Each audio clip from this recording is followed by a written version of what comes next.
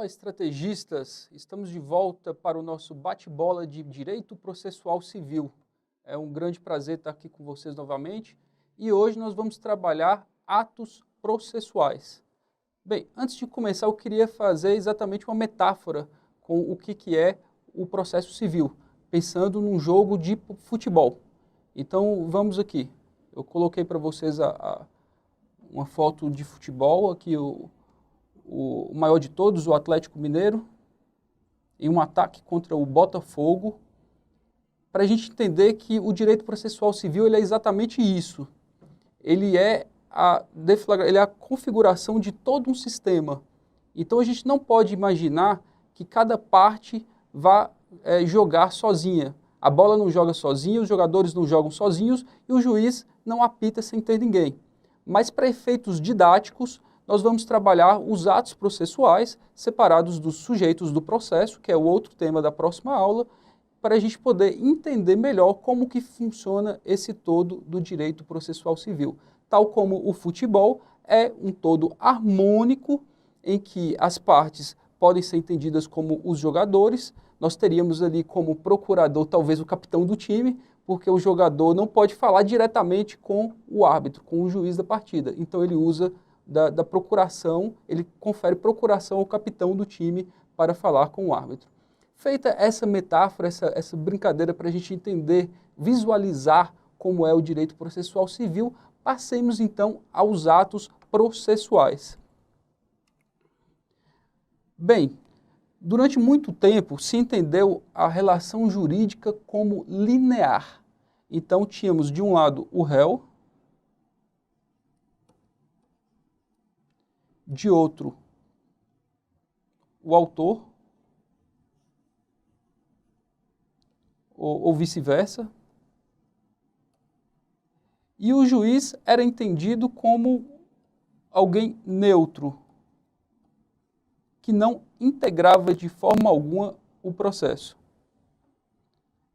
Essa visão, contudo, foi superada por uma visão angular da jurisdição contenciosa, uma visão triangular, em que nós temos o juiz como sujeito imparcial. Vamos colocar autor do lado de cá, porque é ele quem dá o start do processo. E do lado de cá nós colocamos o réu. Então essa já é uma visão evoluída em relação àquela outra, que se imaginava que autor e réu estavam numa posição linear e que o juiz não participava, ele era sempre neutro, ele não movia, ele não participava do processo por nenhum ato. Uma visão que nós vamos ver que já ficou superada porque o juiz ele pratica atos de ofício também, e atos importantes para conferir alguma prova ao processo. Atos importantes que depois vão influir no julgamento do processo. Passemos adiante. Então, eu coloquei aqui para vocês o que são as fases do direito processual civil, do processo civil, mas não pensem, tal como a gente estava falando do futebol, não pensem que essas fases sejam estanques. Pensem então que em muitos momentos elas são postecipadas ou antecipadas, ou podem ser tratadas de maneira conjunta, mas para efeitos didáticos, novamente, eu repito, a gente vai então pincelar cada uma dessas fases, considerando que a primeira dessas fases é a fase postulatória, cuja peça máxima dessa fase seria a PI, ou seja, a petição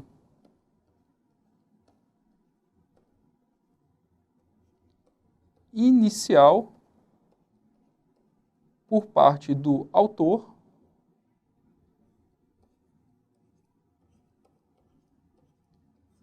e ainda estaremos dentro da fase postulatória, mas já na ótica do réu, de resposta, a contestação. Então nós temos como um ato já em que o réu vai apresentar as suas contrarrazões, que é a contestação. A contestação, a gente vai ver depois que ela ganhou nova conotação no Código de Processo Civil de 2015. Porque antes nós tínhamos a contestação, as exceções e a reconvenção como peças distintas. E agora a contestação ela é uma peça que pode ser trabalhada, que pode ter como elementos tanto a exceção como a reconvenção. Seguindo adiante, nós temos a fase ordinatória, em que o juiz vai fixar os pontos controvertidos.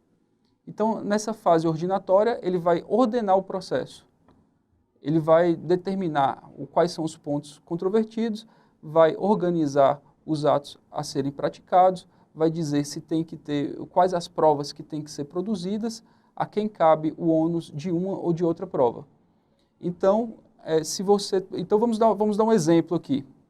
Suponhamos que A, por exemplo, vamos dar nome a A, vamos colocar o nome de A de Alice. Suponhamos que Alice pretende 100 de Beto. Ou seja, Alice promove uma petição inicial requerendo uma dívida em que Beto é devedor de 100 para Alice. Vamos dar os valores, colocar R$100 para Alice. Mas Beto alega que, na verdade, ele não deve 100, mas que ele deve 80 a Alice. Percebam que 100 menos 80, logo R$20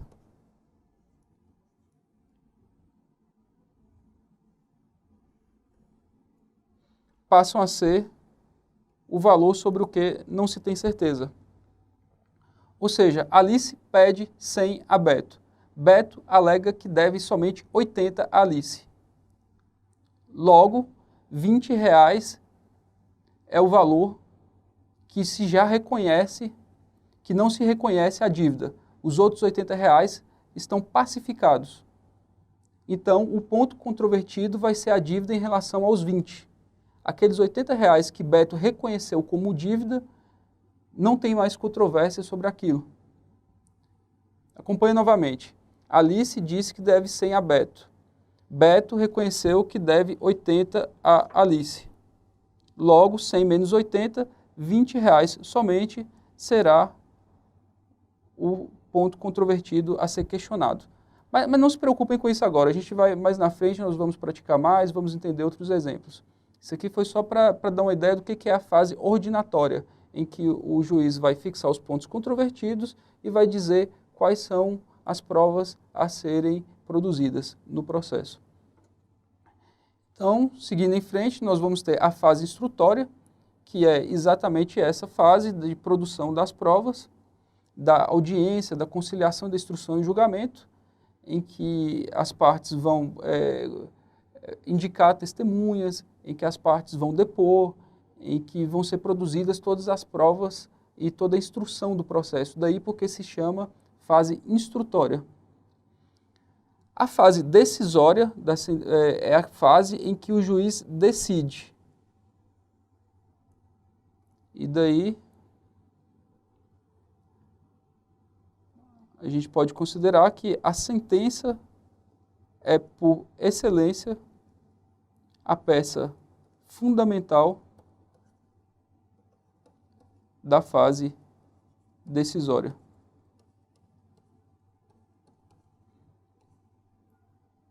A sentença como ato judicial.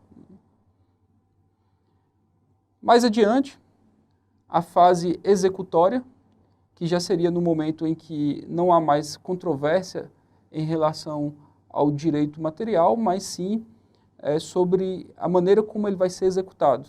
Aí a gente passa ao cumprimento de sentença.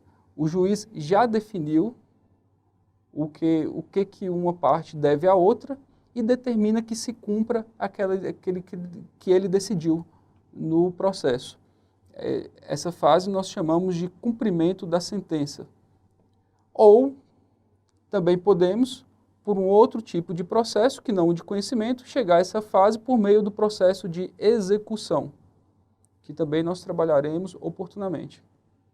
Bem, então, recapitulando, são essas as principais fases do processo, lembrando que elas não seguem exatamente esse fluxograma.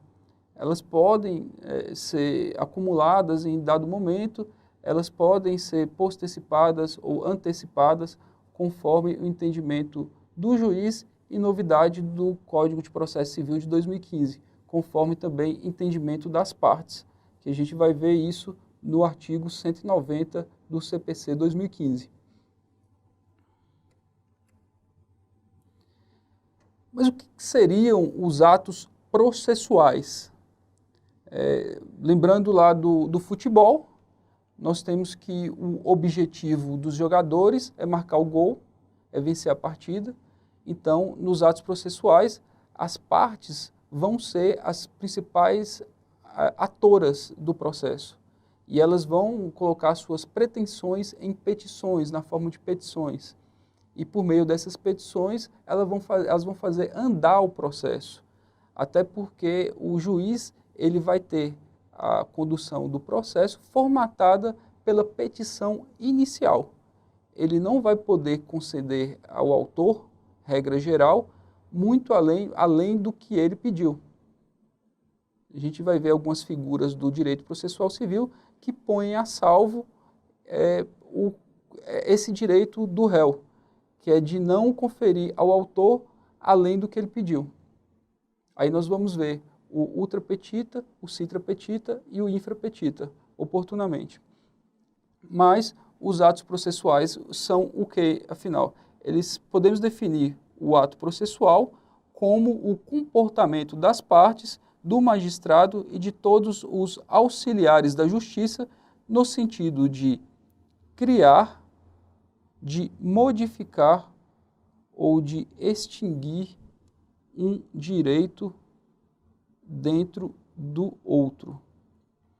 Então, esse é o conceito de Misael Montenegro Filho, mas é um conceito consagrado que também o Scarpinella Bueno trabalha, que, entre outros juristas e doutrinadores consagrados, mas que, a meu ver, carece também de uma abordagem mais completa, porque se entendermos que todo o ato processual deverá criar, modificar ou extinguir um direito, aqueles atos que simplesmente causem um efeito ao processo, mas que tenham sido nele praticado, não poderão ser tidos como atos processuais. E essa verificação não procede. Então vejam bem, no conceito que predomina na doutrina, o ato processual é tido como os atos praticados no processo visando a criar, modificar ou extinguir um direito dentro do outro. Só que, se vier na sua prova dizendo que, vamos lá, vamos escrever aqui, questão de prova, vamos lá. Questão de prova. Todo ato processual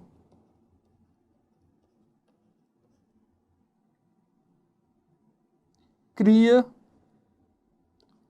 modifica ou extingue direito.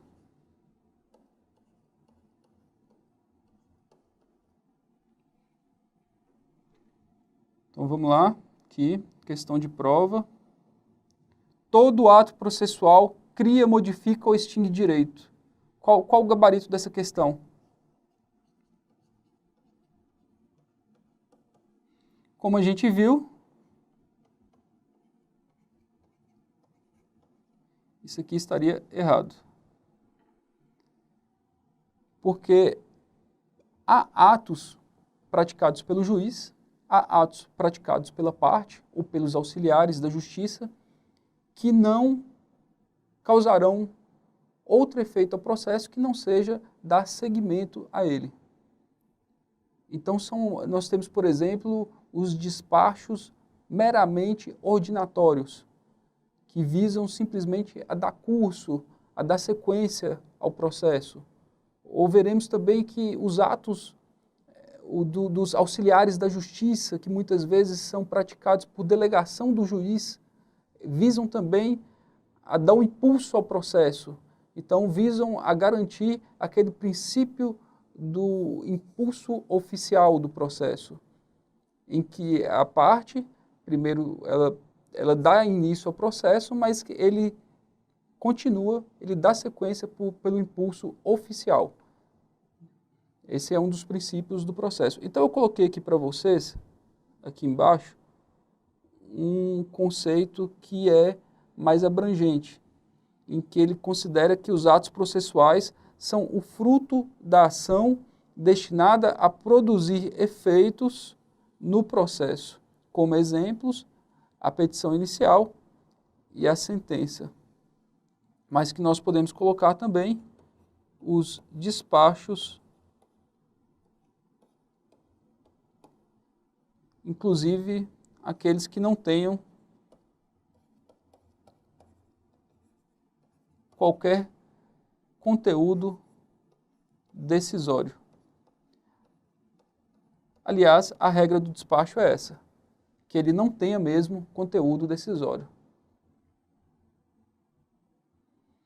Então vamos lá, os atos processuais, eles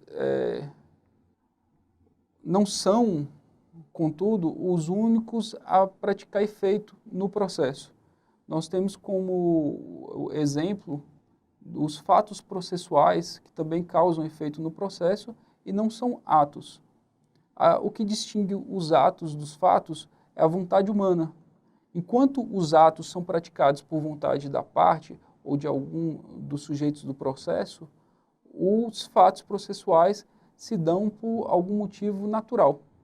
Eles não têm alguma intenção, mas causam efeito no processo.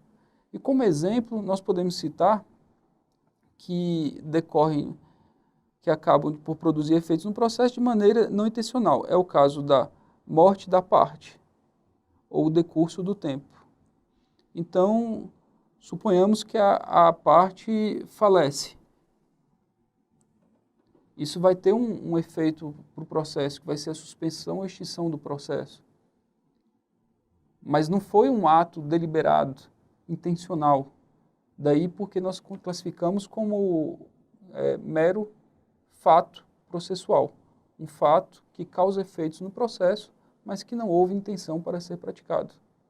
Ao contrário dos atos processuais, que, como nós vimos, são fruto de uma ação destinada a produzir efeitos no processo, do que são exemplos a petição inicial e a sentença, de que já até falamos em algum aspecto.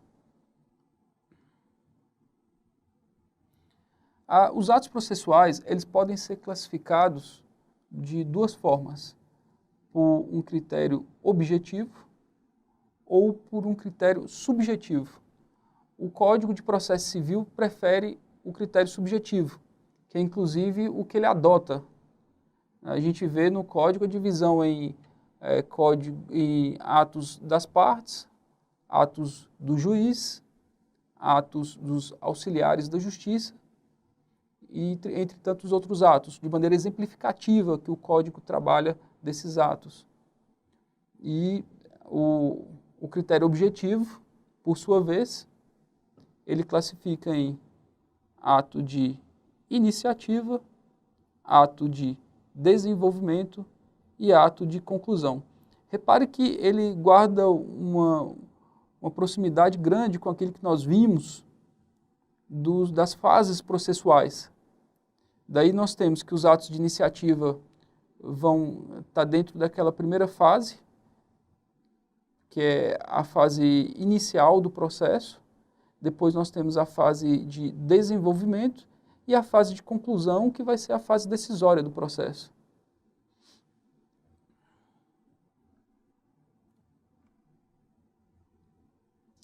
E quanto às formas, os atos, eles podem ser solenes ou não solenes. Serão solenes os atos em que há exigência de uma forma específica, como condição de validade. Ao contrário dos atos não solenes, que não prevêem nenhuma solenidade para serem praticados, não exigem uma forma específica para serem praticados.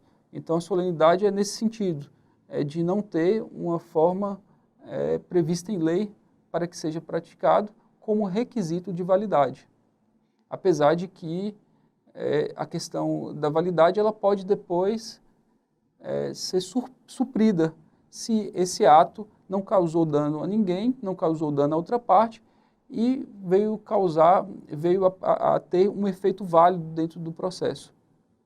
Nós veremos, inclusive, no artigo 188, que os atos e os termos processuais independem de forma determinada, salvo quando a lei expressamente a exigir, considerando-se válidos os que, realizados de outro modo,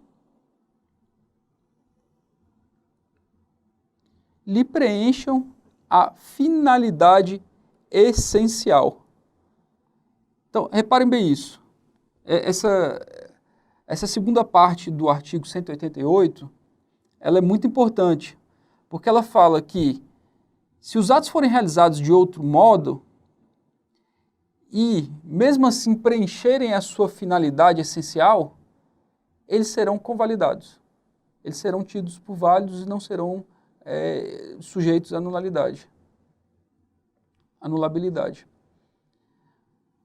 Isso aqui tem ressonância no princípio da instrumentalidade das formas, que é tão caro ao código anterior e que foi recepcionado pelo Código de 2015 e foi ampliado pelo Código de 2015, que também trabalha o princípio da liberdade das formas, que se você pratica um ato, então, querendo com ele alcançar uma finalidade, mas esse ato é defeituoso, você pode tê-lo como válido. O juiz pode dele aproveitar, desde que não cause dano a ninguém.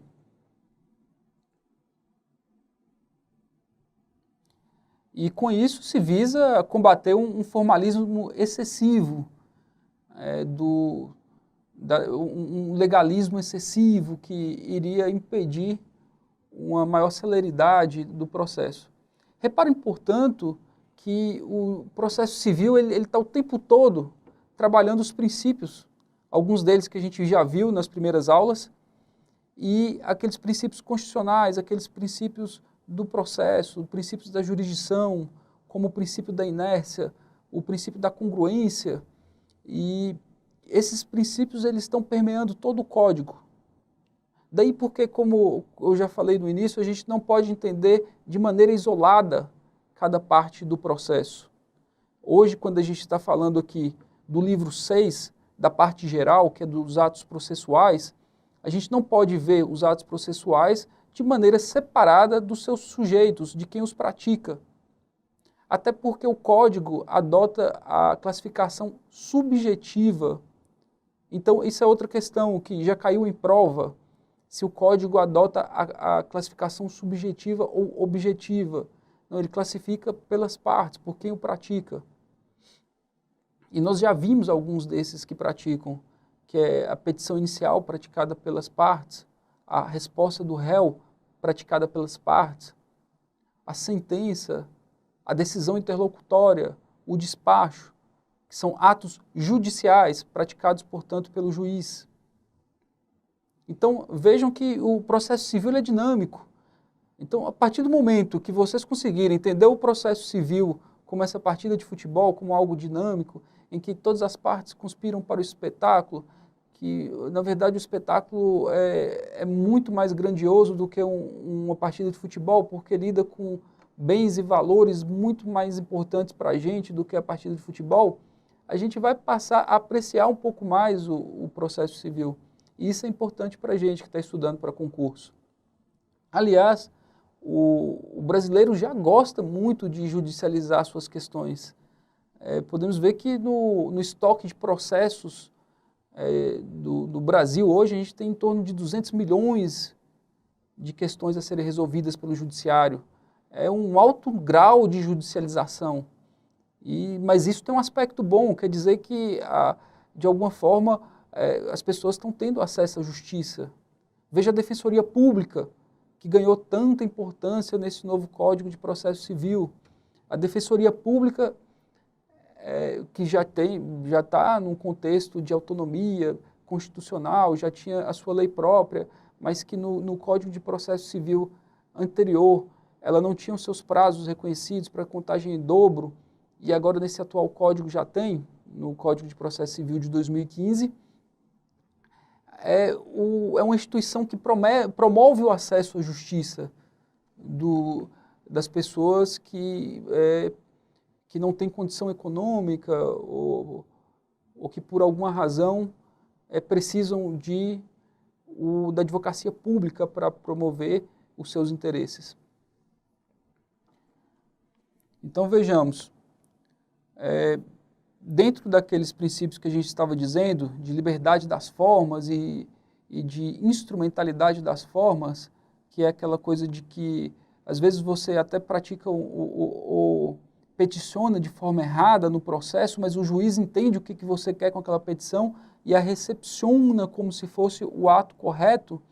Então, vem esses outros 2 artigos que eu quero citar aqui para vocês, que são artigos que fortalecem, no âmbito do CPC 2015, esses 2 princípios de redução do formalismo, de ganho de celeridade, de ganho de dinamismo, de ganho de razoabilidade e acesso à justiça.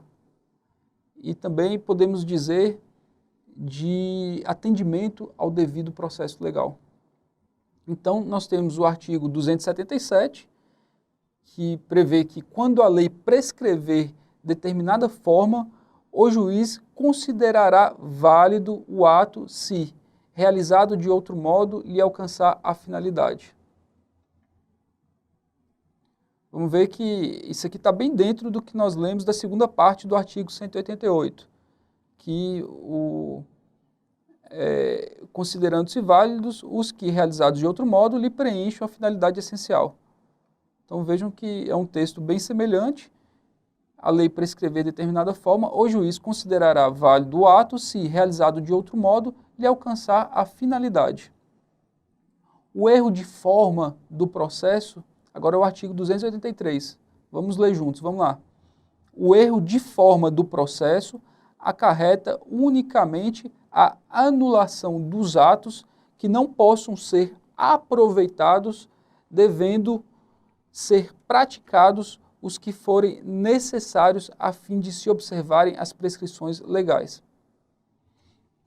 Então, vejam isso. O erro quanto à forma do processo vai acarretar unicamente a anulação dos atos que não possam ser aproveitados, sendo praticados os que forem necessários a fim de se observarem as prescrições legais.